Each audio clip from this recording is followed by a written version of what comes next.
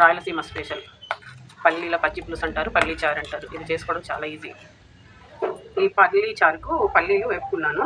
ఒక 3 ఎండుమిర్చి, కొంచెం చింతపండు, 2 యాలకులు, 1 స్పూను వాము, 1 స్పూను జీలకర్ర, ఉల్లిపాయలు, ఒక ఉల్లిపాయను కట్ చేసి వేసుకున్నా, 4 వెల్లుల్లి. ఇవన్నీ మిక్సీ పెట్టుకోవాలి.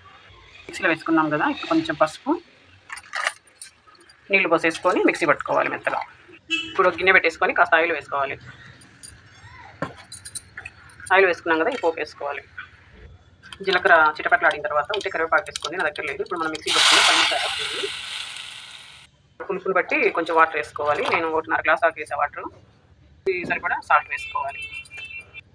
ఇదంతా బాగా ఇలా కలుపుకొని ఒక పొంగు వచ్చిన తర్వాత స్టవ్ ఆపేసుకుంటే పల్లి చారు రెడీ. ఈ పల్లి చారు ఉడుకుతుంది కదా, ఇప్పుడు కొంచెం పులుపు బ్యాలెన్స్ చేయడానికి కొంచెం బెల్లం వేసుకొని స్టవ్ ఆపేసుకోవాలి. అంతేనండి, సింపుల్గా, టేస్టీగా, హెల్తీగా పల్లి చారు రెడీ.